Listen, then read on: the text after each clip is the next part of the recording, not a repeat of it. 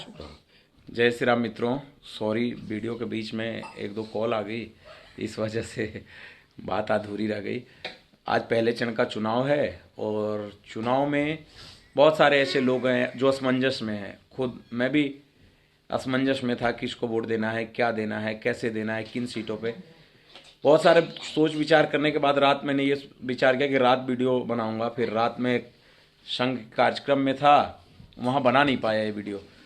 तो अब जो हमें वोटिंग करना है वो करना है टैक्टिकल वोटिंग। जैसे इस देश में मुसलमान वोट करता है, मुसलमान कैसे वोट करता है? वो ऐसे वोट करता है कि बीजेपी को कौन हरा रहा है।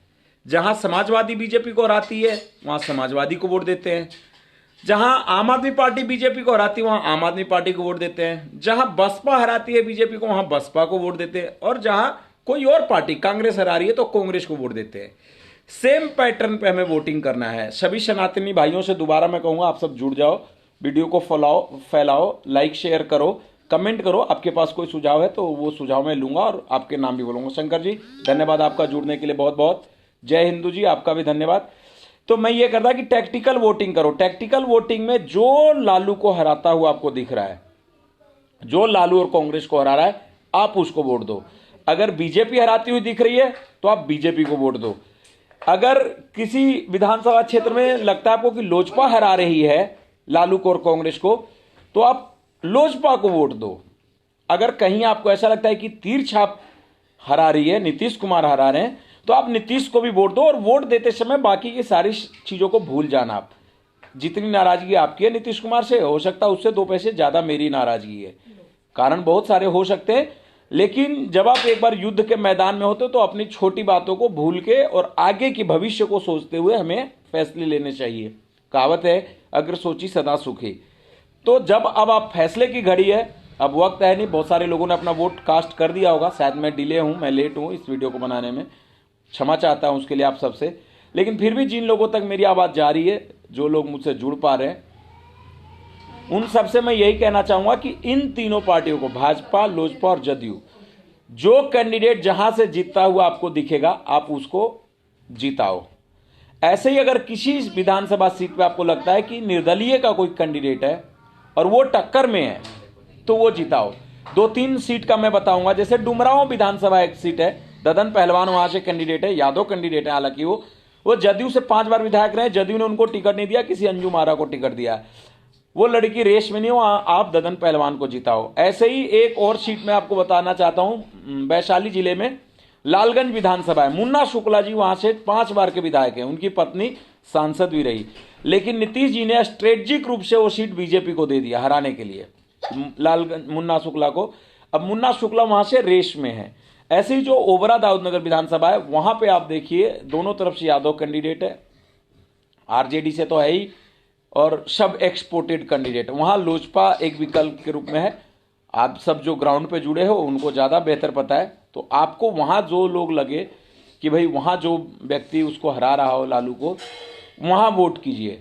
और वोट जब करो तो बट के नहीं, एकजुट होकर वोट करना है। एक आम राय बनाना है कि ये कैंडिडेट जो जीत रहा है, जिताऊ कैंडिडेट को वोट करो।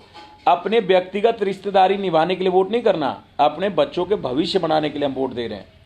लोकतंत्र में वोट आपके पास वो ताकत है जिस ताकत से आप सिस्टम को बदलते हो। हमारे बाप दादों ने, पूर्वजों ने तलवार चला के, संघर्ष करके, युद्ध करके हमें सनातनी बनाए रखा है, हमें हिंदू बनाए रखा है। हमें तो सिर्फ एक वोट करना है, एक बटन दबाना है। तो ये बात जरूर वोट करने से पहले आप मन में रखिएगा कि शांति दूतों की सरकार नहीं आ जाए, तेजस्वी जी जैसों की सरकार नहीं आए जो भूरा बाल साफ करने की बात कहते हैं, जो खुलेआम मन से परसों तरसों कह रहे थे कि बाबू साहब के आगे खड़ा नहीं हो पाता था, हमने बाबू साहब के बराबरी में ला खड़ा किया, या ये किया वो किया। बाबू साहब के साथ जिस तरीके से जातीय बातें कर रहे थे। एक बात और मैं कहना चाहूँगा आप सबसे कि लालू यादव के सरकार में पीड़ित होने वाला कोई एक खास वर्ग नहीं था। अभी मैं डुमरांव विधानसभा का एक पर्चा देख रहा था, उसमें देख रहा था कि माले के लोगों ने जिन जिन गाँव में नरसंहार किया, सिर्फ एक उस विधानसभा में ददन पहलवान जी ने पर्चा बनवाया था। उसमें मैंने देखा कि एक विधानसभा में, सिर्फ एक विधानसभा में 128 लोगों के अलग अलग गांव में अलग अलग जातियों, जिसमें सब थे, कोरी, कुर्मी, दलित, ओबीसी सबकी हत्या की गई। मतलब जो माले के खिलाफ, आज वही माले नक्सली मुड़ी कटवा माले जिसको हम कहते हैं, वो लालू यादव के साथ गठबंधन में चुनाव लड़ रहा है। तो ये सब ध्यान रखना है। एक बात और मैं बताऊंगा आपको, कुछ दिन पहले स्वर्ण आरक्षण मोदी जी ने दिया था 2019 लोकसभा चुनाव से पहले। संसद में किसी एक पार्टी ने विरोध किया था, सिर्फ एक पार्टी ने, पूरे हिंदुस्तान की सिर्फ एक पार्टी ने विरोध किया। और पता आपको कौन सी पार्टी थी? वो पार्टी थी राष्ट्रीय जनता दल। मनोज झा जी संसद में खड़े होकर इसका विरोध किया, ओवैसी ने भी विरोध नहीं किया।